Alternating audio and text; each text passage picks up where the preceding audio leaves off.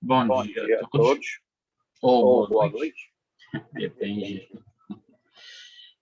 de que Que horas horas vocês estão. vendo esse vídeo? Eu dei uma acertada aqui no microfone. Vamos ver agora. Acho que melhorou, né? Ou vou trocar Por por este este aqui. aqui. Muito bem. Vamos lá, técnica operacional. São aulas gravadas, tá? Não é em tempo real. E eu vou falar de uma maneira bem simples, não vou me prender a muitas explicações para o vídeo não ficar extenso. Pois bem, técnica operacional, ele ensina os princípios básicos de operação, do que a gente precisa saber para operar uma estação de rádio amador. A primeira coisa de uma estação de rádio amador é saber o que é uma estação de rádio amador. É um conjunto de equipamentos necessários à execução do serviço de rádio amador. Tá? Existe o serviço de rádio amador e o serviço de faixa do cidadão. São completamente diferentes. Os princípios são os mesmos, você utiliza rádio e tudo, mas são serviços diferentes. Tá? Hoje, inclusive, a faixa do cidadão não há necessidade de licença, apenas de autorização. É composto de transmissor, receptor, antenas, cabos e alguns eventuais acessórios. Hoje, muito mais. Né? Temos monitores, controle de rotor, eliminadores de ruído, enfim. O transmissor é um equipamento responsável pela transformação do sinal básico de informação em sinal de radiofrequência, que será transformado por sua vez, né, em ondas eletromagnéticas pela antena. Então, o sinal de RF ele corre pelo cabo e, através da antena, né, do seu modelo, tipo, tamanho, ele é transformado em onda eletromagnética. E essa onda eletromagnética jogada no espaço, ela viaja quilômetros, dezenas de quilômetros, centenas, milhares, dezenas de milhares de quilômetros, e é captada por outra antena que faz o processo inverso e entrega ao receptor, né, que é um equipamento necessário à transformação do sinal de radiofrequência entregue pela antena novamente ao sinal básico, ele transforma em sinal básico, né? Então, a antena ela tem um papel importante, ela é um elemento de transformação, tá? Então, o transmissor, de maneira simples, é um equipamento que envia, que transmite, e o receptor é um equipamento que faz a decodificação do que recebeu. O transceptor, ele é a junção. Durante muitos anos, os radioamadores utilizaram um bloco de transmissão e o bloco de recepção. Não, transmissor e receptor. Tanto que alguns falam, né, transmito e apago. Mas esse apagar, ele não apaga nada. É quando ele desligava o transmissor e passava pelo receptor. O transceptor, ele veio, acho que uns 30 anos para cá, facilitar isso. É tudo num só. É um equipamento que contém no mesmo invólucro, na mesma caixa, no mesmo corpo, enfim, o transmissor como receptor. Hoje nós temos os flex rádios, que na verdade são equipamentos, são rádios, porém o comando, né, toda a maior parte da operação, você tem a necessidade ou não de um computador. É um rádio ligado diretamente ao computador. O computador será à frente do rádio. E já tem os flex rádios que já vem o monitorzinho, tá? São bem sofisticados, né? Aceita as novas tecnologias de FT8, enfim. E os novos rádios, né, rádios não, são compatíveis às novas plataformas, enfim.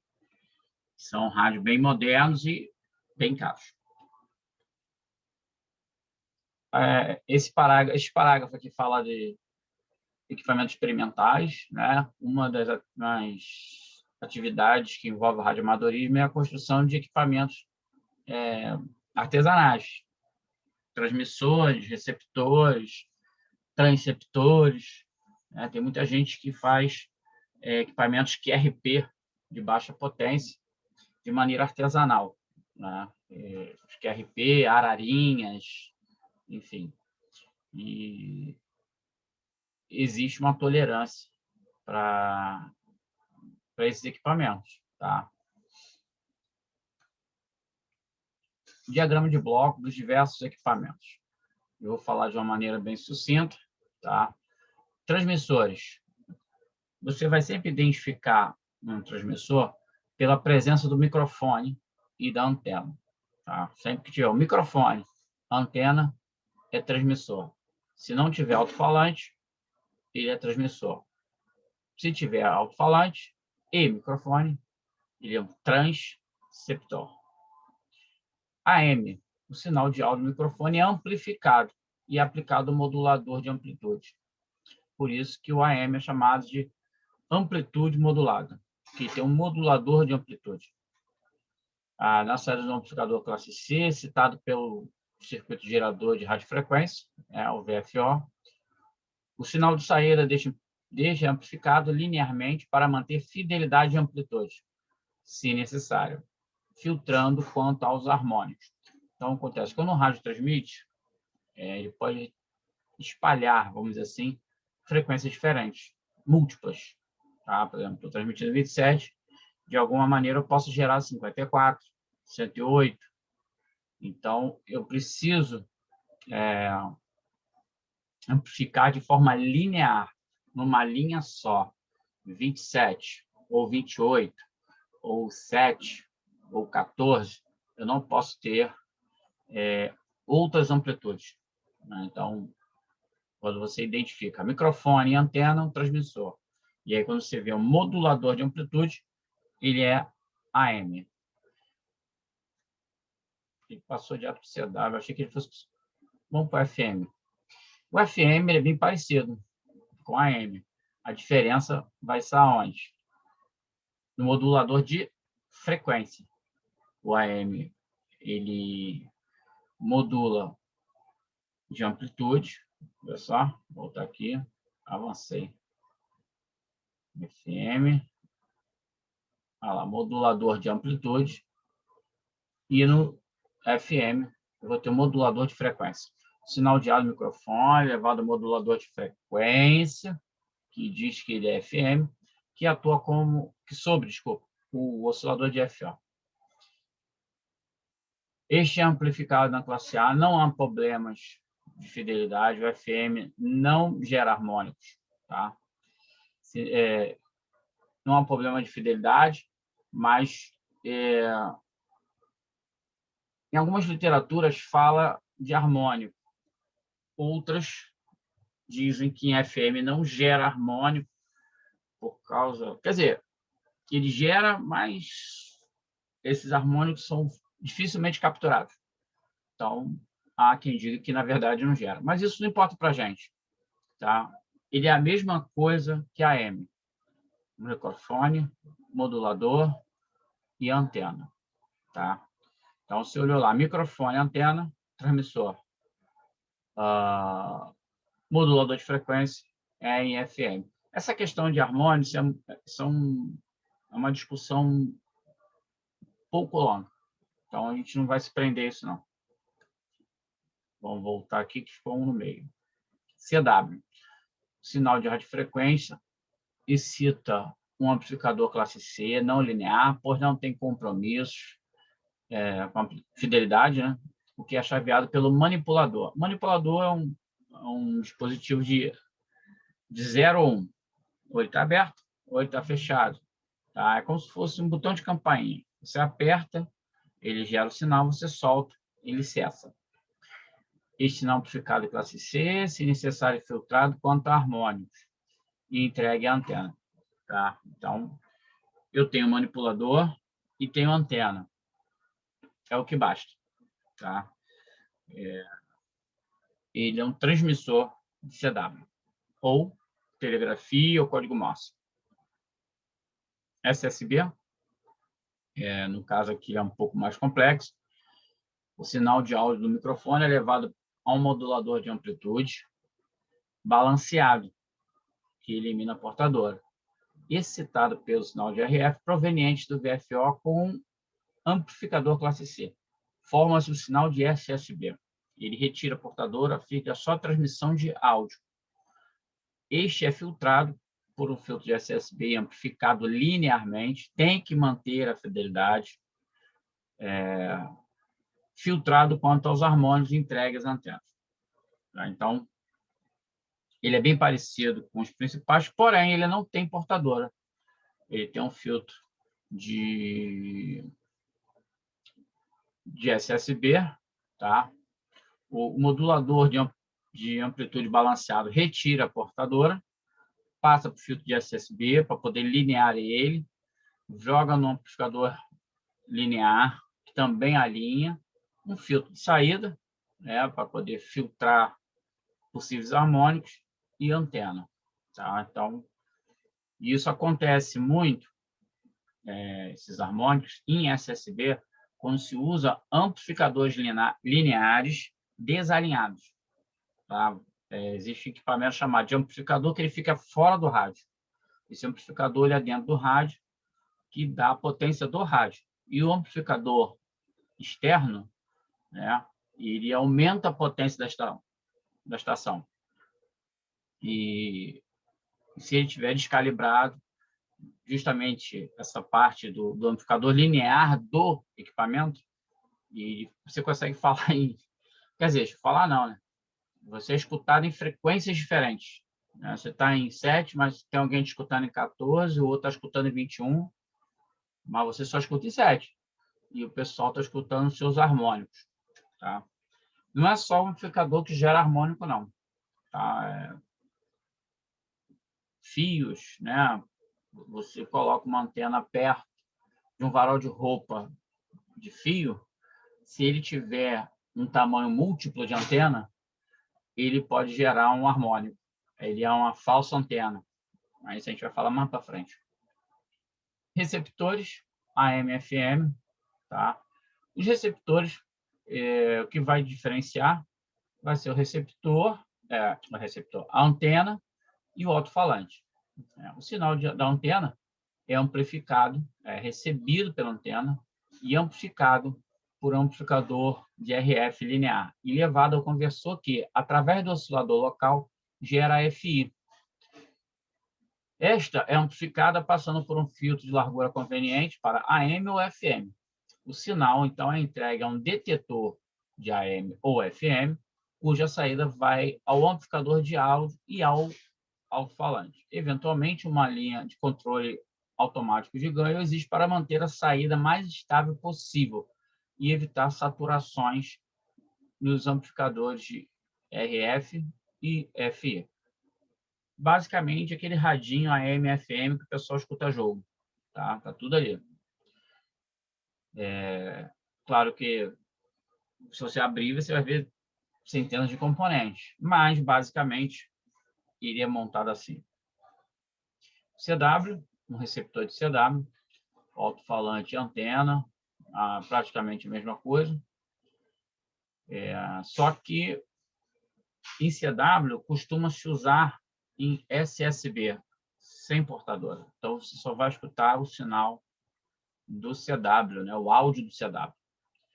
Então, vamos lá. Até o amplificador de FI, o sistema é idêntico. Né? O detetor aqui é, na verdade, um misturador ou um detetor de produto que mistura o sinal de FI com o oscilador de batimento, cuja saída é o sinal de áudio que sai do alto-falante. O controlador de ganho automático é gerado no detetor ou no áudio. Neste caso, especialmente em SSB. Tá? Então, o que a gente tem que atentar a esse detalhe é a presença da antena e do alto-falante. E como é que eu vou descobrir que ele é CW ou SSB? O filtro dele vai ser para CW, antes do misturador, ou em SSB. Ou as duas coisas, né? Que aí, no caso, seria um equipamento chaveado. Você filtraria CW ou SSB. Voltando a falar dos transceptores, né? É um diagrama de bloco um pouco mais complexo. A combinação dos diagramas de blocos de um receptor e um transmissor forma o diagrama de bloco de um transceptor para cada modo de operação, CW, AM, FM ou SSB. De modo geral, um transceptor comutaria a antena do transmissor para o receptor ou vice-versa, visto que esses normalmente operam em modo simplex, operações de recepção e transmissão na mesma frequência, e, portanto, não simultâneas. Então, você aperta e fala, solta e escuta. Na prática, os equipamentos modernos são mais complexos, com circuitos comuns entre recepção e transmissão, e possibilidade de operação em todos os modos e com muito mais recursos. Devido à sua complexidade e variações possíveis, não poderíamos representar um diagrama, mas ele seria bem parecido com esse diagrama do transceptor QRP. Ele só vai ter um circuito maior de amplificação, né, que ao invés de sair com 5 watts, que é o QRP, ele vai sair com 25, 50, 100, 150, 200. Bem, transceptores QRP, transmissores de muito baixa potência, normalmente com menos de 10 watts. Existe QRP com menos de 1 watt, são 1000 watts. Podem ser construídos caseiramente com diagramas de blocos normalmente mais simples. O mesmo acontece com seus receptores, mas é mais ou menos esse bloco aí. Tá? Ele é bem simples. Temos o lado receptor e o lado transmissor, onde está ali o áudio, né? Ali seria o bloco de transmissão. E o lado onde está escrito receptor, o bloco de recepção, um filtro de entrada e saída ali, né? Para facilitar o trabalho do circuito, e a antena. Mas, não, tá. É que, vamos lá, CW e AM e FM, que aqui faltaria aí um quarto bloco, o FM. Eu usaria microfones. E o CW, quer dizer, o mesmo microfone, tá? Não seriam 3 microfones, não. A entrada de áudio, ela ia distribuir para os blocos, né? Os osciladores de AM, quer dizer, modulador de AM, né? Para o misturador de SSB, e o manipulador ligado ao oscilador a cristal ou VFO. Transmissores para irradiação sinal piloto, que é os beacons, né? São estações automáticas, né? Não tem um operador, ficam emitindo sinal. Ela não escuta, ela só transmite. São normalmente QRP, controlados a cristal. Hoje já são equipamentos de rádio normal. O cara pega um rádio ali, coloca um aparelho ligado ao rádio, que comanda a transmissão do rádio e a transmissão da mensagem. E emite automaticamente um sinal de CW com um pequeno texto identificando o local da emissão. Pode ser apenas indicativo de estação. São usados para verificação das condições de propagação em dada faixa. Então, um beacon em 10 metros, quem estiver escutando, significa que há boas condições para aquela direção onde está o beacon. E, geralmente, tem um indicativo de quem tem o beacon, só que no final é /bravo, né? B, de beacon, porque senão alguém acha que é um operador e fica tentando conversar com um beacon. Composto de oscilador a cristal, chaveador, amplificador C e um gerador programável de texto CW. Existem QRP, beacons caseiro, o cara constrói todo ele, né? E tem aqueles que constrói uma placa de comando, né? Que vai gerar um sinal que vai armar o PTT de um rádio normal e vai, através dele, transmitir a mensagem. Tá? E outros que constroem mesmo uma caixinha lá com transmissão, com um gerador de... geralmente grava no circuito integrado a mensagem que ele quer, e ali o chaveador arma a transmissão, transmite e desarma a transmissão. Interface para modos digitais, não vou me apegar muito a isso. Isso aí é mais para quando a gente se torna radioamador, acho que é mais interessante. Estação repetidora.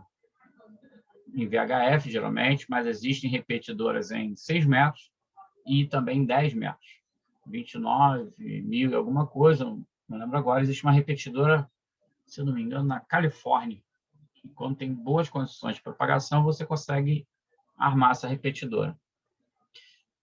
Bem, essa repetidora ela também é uma estação automática. Né? Fica em pontos de boa visibilidade, alto de morro, de prédios, né? E ele facilita comunicações entre dois pontos que não seriam possíveis, né? De forma comum. Né? Interliga duas cidades divididas por uma serra, por um morro. Né? Consegue fazer com um pequeno PRC fale com uma estação móvel a 10 quilômetros de onde está, entendeu? E ele possui, a repetidora, né? Ela possui uma frequência de recepção e transmissão. Ela trabalha em duplex. Possui a frequência de transmissão maior que a recepção. Diz que ela tem um offset negativo. Como é o caso, as que operam em bandas de 2 metros, né, em VHF, abaixo de 147 mil, e as que possuem o offset positivo, a frequência de transmissão é menor que a frequência de transmissão. Então, ela sempre vai variar 0.600 em VHF, né, seria 600 kHz, 5 MB em UHF, em 6 metros agora não me recordo, mas isso aí a gente vai estudar em legislação. Em 10 metros, acho que são 10 kHz, também não lembro, mas vamos falar isso em legislação. Então, o que acontece? Quando você tem um rádio que vai falar em repetidora, alguns, né, são automáticos. Ele já insere o offset, negativo ou positivo. Dependendo da frequência que ele está. Ele já identifica se é positivo ou se é negativo. Outros rádios, os pequenininhos, né, os PR6, HT, os portáteis, você tem que inserir. A gente chama de shift. Você liga o shift dele. Então, você vai ligar o shift ou offset, depende de como vem escrito, positivo ou negativo. Né? Então, eu estou em 147 mil e ele é negativo. Tá? Então, eu vou pegar o rádio, vou botar lá mais 600. Quando eu aciono o PTT, quando você olha para o display, você vai ver que de 147 mil, ele pula para 7,600. 147, 600.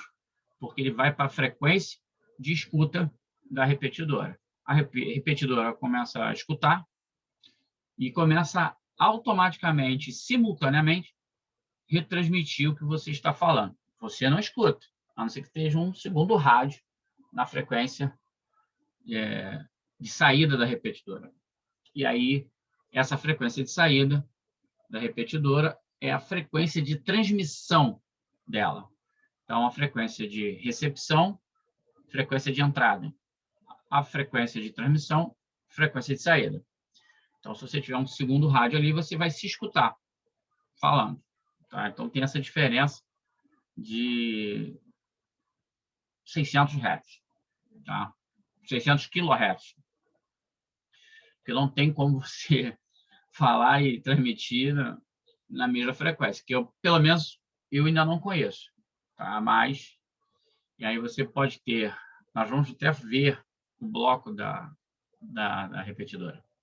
Está desenhado 2 antenas, mas pode usar apenas uma. Você tem uma antena lá e essa antena escutar e transmitir. Tá? devido à condutibilidade dela, é possível. Mas o rádio ou ele transmite ou ele recebe. Bem, apesar do offset, o sinal é muito forte, né? Então, 600 kHz é muito próximo. Então, no momento que ela transmite, essa transmissão dela pode tampar a recepção.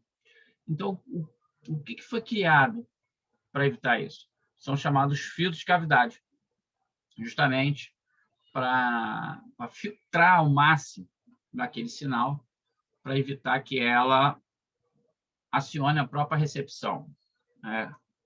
Gentilmente falando, a gente diz que ela morde o rabo. Né? Então, a repetidora, às vezes, ela fica bipando, aí a gente costuma dizer, né, no popular, que ela está mordendo o rabo.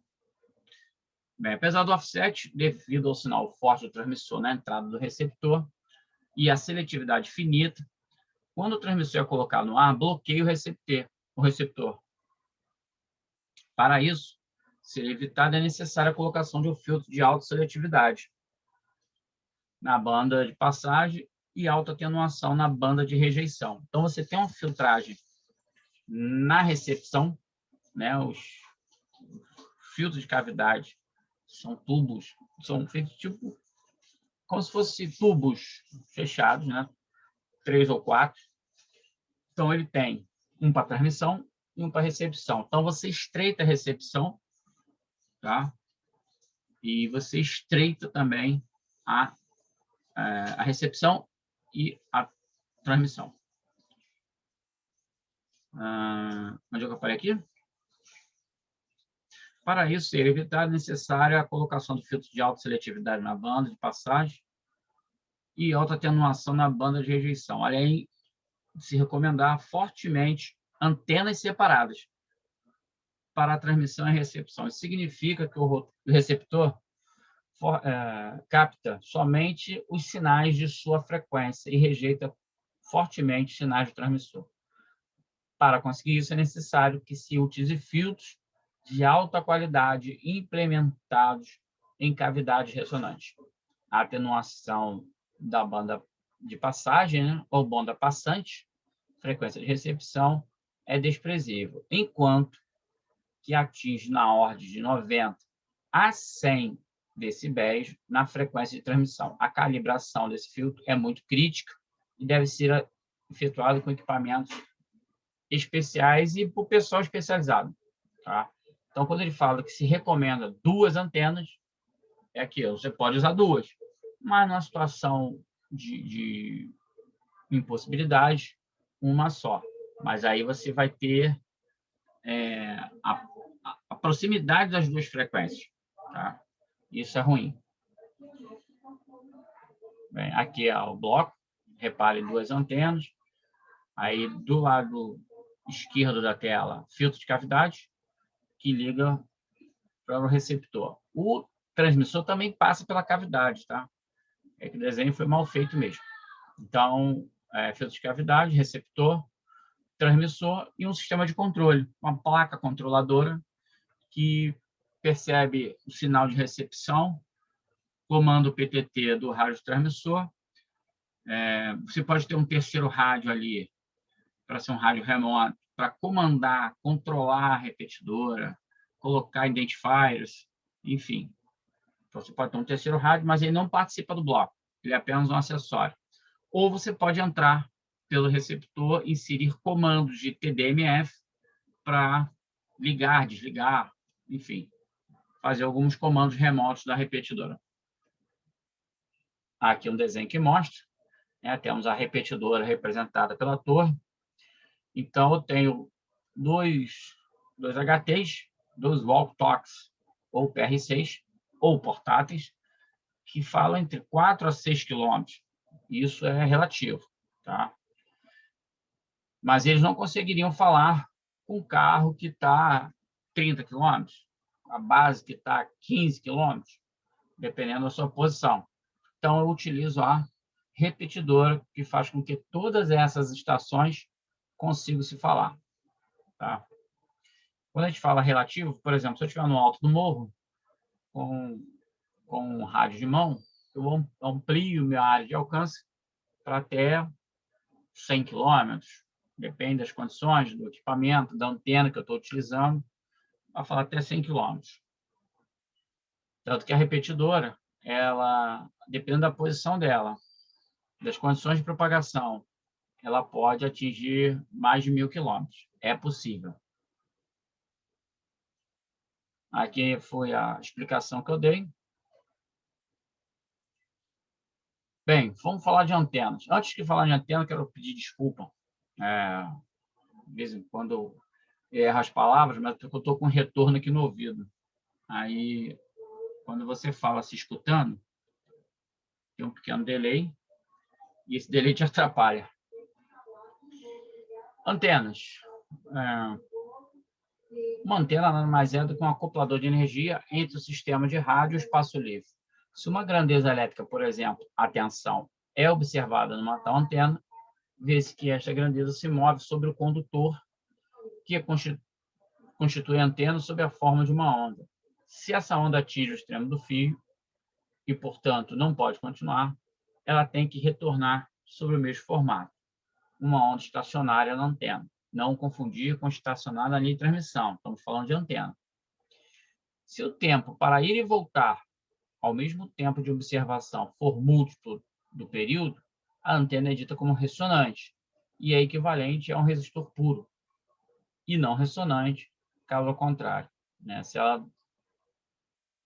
essa ida e volta for em tempo irregular. Se ao longo da antena não retornar, por ser absorvida ou um dispositivo no final do condutor, e não se forma a onda estacionária, a antena é dita como progressiva. Dois bons exemplos é a rhombica e a long wire. A long wire é uma antena de um lado só, tá? Um pedaço de fio, quer dizer, um trecho de fio de tamanho determinado, ligado a um transformador de RF. Mas era uma chamada de unifilar. Antenas de polo, né? Antena de polo de meia onda, fio reto, no espaço livre, ela apresenta uma impedância de 73 ohms, né? Aproximadamente 75. São fáceis de acoplar pela existência de cabo coaxial de 75. Na prática, com a presença do terra, essa impedância pode ser maior ou menor. A antena sendo baixa altura, certamente a impedância será menor. A presença de obstáculos, condutores, tudo isso afeta a impedância da antena. As antenas de 1/4 de onda, verticais finas, alimentadas na base contra um terra ideal, apresentam exatamente a metade do valor, 36,5. Portanto, são mais difíceis de acoplar, pois não existe um cabo fabricado nessa impedância. Pode trabalhar, então, com plano terra artificial, constituído por condutores radiais na base da antena. Se estes não forem perpendiculares à antena, como no caso chamado pé de galinha, a impedância sobe, podendo atingir 50 ohms, para a qual existe cabo coaxial comercial. As antenas verticais são feitas de tubos, não são finas. Seu comprimento de 1/4 de onda na vertical é dado em metros. Os dipolos de meia onda invertido, quando livres em ângulo de abertura de 90 e 120 graus, apresentam a ordem de 50 ohms, dependendo da situação de cada lugar. Não é uma regra, mas é o que é possível se alcançar nas condições normais. Normalmente, seu comprimento é menor do que a dipolo, e o comprimento e o ângulo devem ser ajustados experimentalmente para a mínima estacionária. As antenas de 1/4 de verticais, a base contra a terra. Isso aqui é uma repetição. Então, vamos lá. A antena de polo, quando eu abro ela e faço um varal, né? Ela tem aproximadamente 75 ohms. O que eu faço para trazer ela para 50 ohms? Né? Porque os equipamentos trabalham com antenas de 50. Então, eu começo a fazer o fechamento, fazendo um V, aproximando esse ângulo entre 90 e 120 graus, aproximando os elementos, né, um lado da antena ao outro. Então, começa a bastar a estacionária. Alguém vai dizer assim, pô, mas eu fiz uma antena de varal e fez 50 ohms. Repare que o texto fala que quando tem antenas que baixas, ela tem a sua impedância reduzida. Tá? Como também pode ter a sua impedância aumentada, mas, na verdade, não é pela antena, não é a antena, é o reflexo do sinal de RF para a antena novamente. Ela bate no solo, vamos dizer assim, numa laje ou um telhado metálico, e ele reflete de volta para a antena. E essa energia refletida volta pela antena, né? Porque, na verdade, a estacionária ela é a energia que retorna durante a transmissão. Quando você coloca o medidor de ROI, ele mede o sinal refletido, é o que bate e volta. Então, ele mede o sinal de potência, né, a energia que retorna naquele momento. Então, tem esses detalhes aí. Antenas direcionais, né, uma antena de polo de meia onda horizontal, alimentada no centro, no espaço livre, irradia com simetria circular. A de polo, que a gente estava falando. Ela forma-se um círculo em volta dela, né? Vamos dizer assim, se você pegar uma maçã e espetar a maçã por aquela partezinha do talo e atravessar do outro lado, como a maçã do amor, né? Quando você olha aquele desenho, aquela simetria da maçã do amor é bem parecida com a simetria da energia irradiada durante a transmissão. Então, uma antena de polo em V invertido, ela chega aproximadamente a 360 graus de transmissão. Quando ela está aberta, ela irradia tanto para frente quanto para trás. Se eu colocar outros elementos, né, colocar um elemento 5% maior, paralelo a esse dipolo, eu faço com que esse sinal refletido jogue-se para frente também, né? Eu chamo de refletor. Eu jogo o refletor, faço o sinal jogar para frente. O refletor também trabalha na recepção. Ele pega os sinais e refletem, aumentando a escuta da antena e fazendo com que eu escute melhor. E se eu colocar elementos à frente, né? Coloquei um elemento bar atrás e vou colocar à frente um outro elemento 5% menor, né? Eu deformo esse lóbulo, né, que ele chama, né, esse desenho, fazendo com que eu achate ele, vamos dizer assim. A maçã fica um pouquinho mais baixa e um pouquinho mais larga, né? Então, eu pego aquela energia que eu irradio para as laterais, para as diagonais, e direciono um pouquinho mais para frente. E esse elemento eu chamo de diretor. Se eu colocar mais de um diretor, eu vou fechando, né? É como se a antena se tornasse uma lanterna. Eu peguei uma lâmpada que ilumina 360 e botei um espelho atrás. Eu vou refletir do espelho para frente, certo? Se eu pegar e colocar uma lupa à frente da lupa, eu pego o sinal luminoso e crio um foco. Diminuo a largura de incidência e aumento a direção, né? Então, de uma maneira coloquial, explicando assim, né?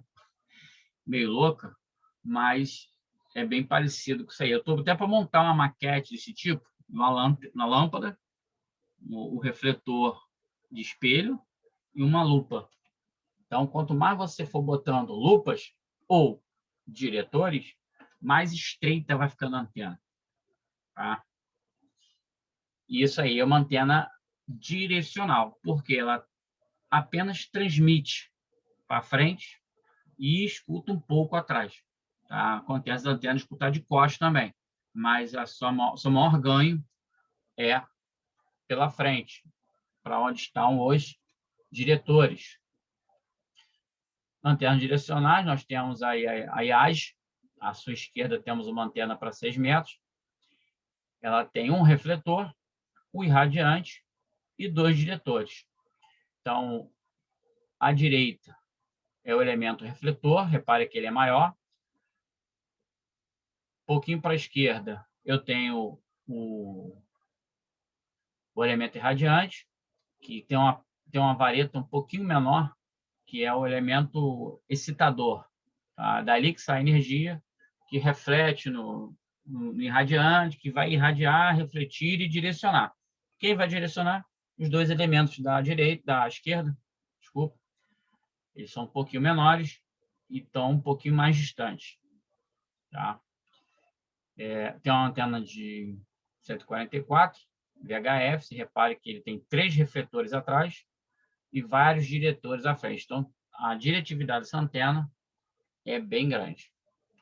A IAG, que foi desenvolvida por um japonês chamado Iage Aouda, né? É uma antena composta por elemento excitado e elemento parasita.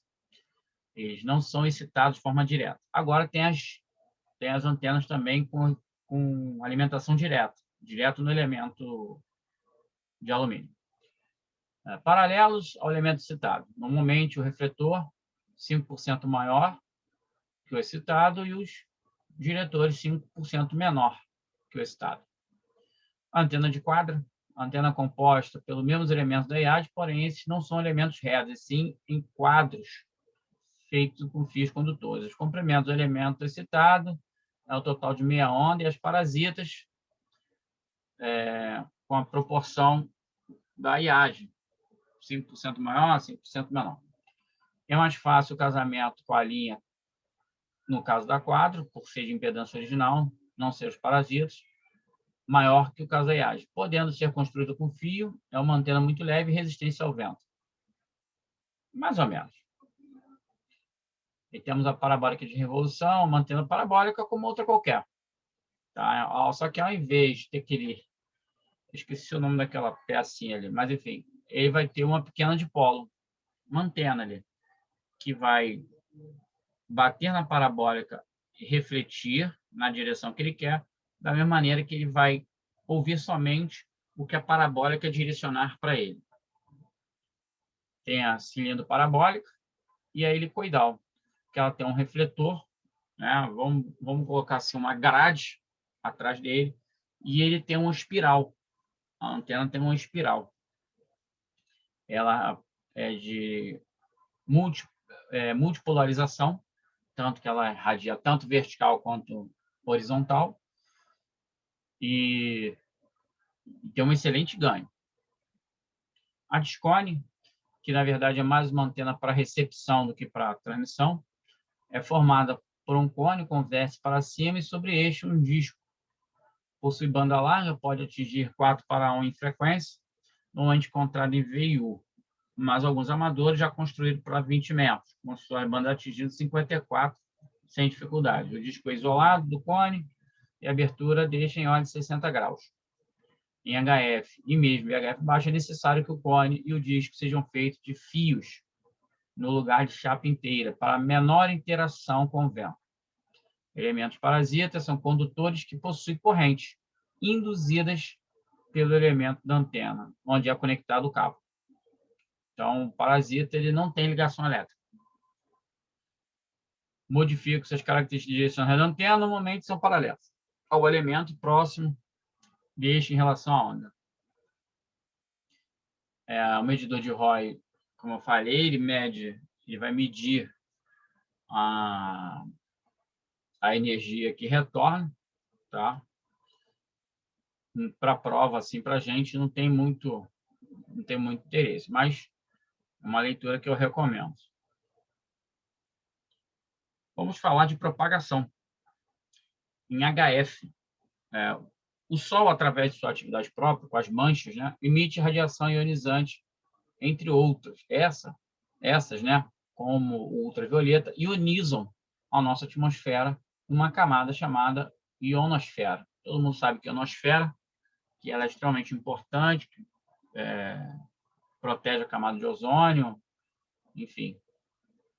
E ela é carregada eletricamente, e ela que nos favorece comunicados a longa distância.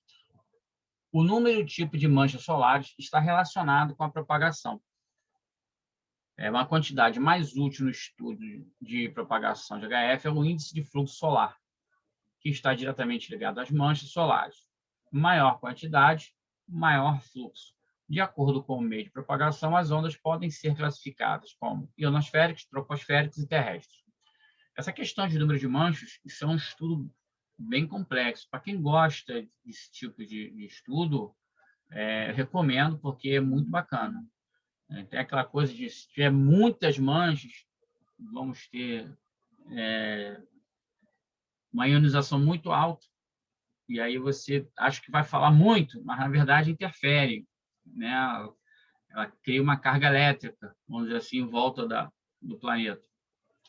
E quando você tem baixo número de manchas, você também tem uma baixa ionização da atmosfera e também tem dificuldade. Então, existe uma média, né? Existe uma contagem de índices que o ideal é ter os números de manchas altos e alguns índices baixos. Tá? E também tem a questão do posicionamento da mancha. Né? Tem alguns satélites que hoje fotografam manchas que ainda não estão à mostra para o planeta, né? Para cá. Então, ele já mostra onde está a mancha, já é possível calcular quando aquela mancha vai atuar, se vai estar de frente para a gente, se vai emitir massa coronal, enfim. É um estudo bem complexo. Tá? Eu até evito de entrar nessas veredas aí, porque é papo de gente grande. A ionosférica são as principais responsáveis pelas comunicações DX em ondas curtas. A ionosfera é a camada, né, da atmosfera entre aproximadamente 100 a 320 quilômetros de altura, e onde há muitos íons e elétrons livres que pulam a direção das ondas eletromagnéticas. Então, pela imagem aí, você vê a ionosfera. A ionosfera é dividida em camadas, tá? Em 3. A mais baixa e o último, chamada E, aproximadamente 110 quilômetros. Como a atmosfera nessa altura é mais ou menos densa, os íons e elétrons rapidamente se encontram uns com os outros, formando átomos totalmente neutros, que não refletem, né? Eles não refletem as ondas de rádio. Assim, somente durante a presença da luz solar constante, a camada opera, sendo o efeito máximo ao meio-dia. Desculpa. Após o pôr do sol, desaparece praticamente. Uma camada ainda mais baixa, chamada de D, que também cresce, né, com a luz solar, é um absorvente da energia das ondas de baixa frequência, 1.8 e 3.5 MHz, 160 e 80 metros, para todos os ângulos, com exceção dos muito altos, onde consegue atingir a camada E e retornar à Terra. Por isso, pela manhã, só se consegue comunicar os locais nessas frequências. Né? Então, a camada E, que é a do meio, ela vai estar numa temperatura que ela não vai estar absorvendo tanto e vai estar refletindo. Vai ser possível refletir alguns sinais. E a principal camada responsável pelos DX, né, pelos contatos distantes, é a F, que se situa aproximadamente a 280 km de altitude à noite. A recombinação dos íons é muito lenta, porque a densidade atmosférica é muito baixa e a propagação para DX cai. Então, a partir do pôr do sol, primeiro nas frequências mais altas e gradativamente vai piorando nas frequências cada vez mais baixas durante a noite. De dia, a camada F se divide em duas. F1, de 224 km de altura, e F2, 320. Ao pôr do sol, elas se misturam numa só. E aí elas vão ficar mais ou menos 280 à noite. Algumas placas de ionização densas, muitas vezes, se desenvolvem na camada E de modo sazonal. permitindo algumas comunicações de longa distância. São chamadas de propagações esporádicas e comuns na região da linha do Equador. Tá? Então, às vezes, você consegue falar num determinado horário, que não condiz com aquela propagação, mas, na verdade, é uma esporádica aí. Propagação troposférica ondas que se propagam próximo à superfície terrestre, como resultado da curvatura da atmosfera mais baixa, a troposfera. Né? A troposférica, ela trabalha até o limite da troposfera. Os dutos troposféricos são formações, vamos dizer assim, climáticas, que favorecem, né, essa propagação de ondas para determinadas direções. Eu já tive a oportunidade, algumas vezes, de utilizar dutos troposféricos. Né? Falei uma vez em AM com um colega em Pelotas, Rio Grande do Sul, em AM, tá? Que normalmente é impossível. Tá? Muito ruído, muita gente falando, e aí um dia eu consegui, no meio dessas pessoas, escutar o colega lá de Pelotas, Rio Grande do Sul. Né? Com certeza, não há outra explicação, duto troposférico. Tá? Também é utilizado em VHF, né? E esses dutos são previsíveis. Não que seja certo, mas são previsíveis. Existem alguns sites que preveem a presença de dutos troposféricos para faixas de VHF. E a terrestre, né? Que a gente chama visual, né? São a parte da radiação diretamente afetada pela superfície terrestre, possuem um componente que viaja na superfície de separação entre a atmosfera e a própria Terra. Tem muito importante nas comunicações de baixa frequência.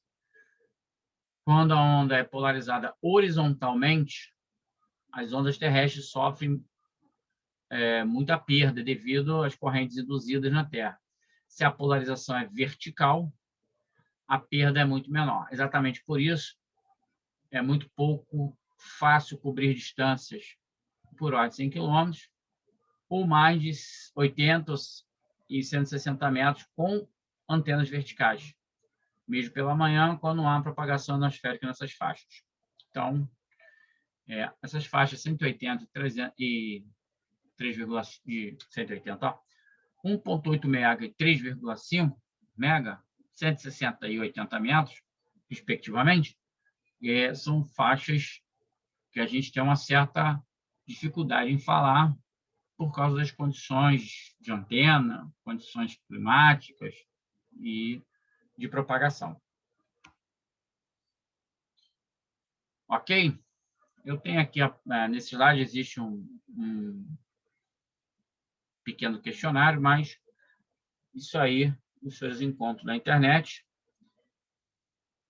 Deixo aqui claro e registrado que esse vídeo é apenas algo para auxiliar nos estudos, tá? Existem alguns assuntos que divergem, outras pessoas vão ter opiniões diferentes, é normal, tá? É salutar, né, que tenhamos opiniões para debater e que pode ser debatido, sem problema nenhum, tá bom? Agradeço a quem assistiu esse vídeo. Se forem prestar prova, boa sorte e sejam bem-vindos aí ao serviço de rádio amador. Mais uma vez agradeço. Meu nome é Júnior, Y1 Juliette Romeu.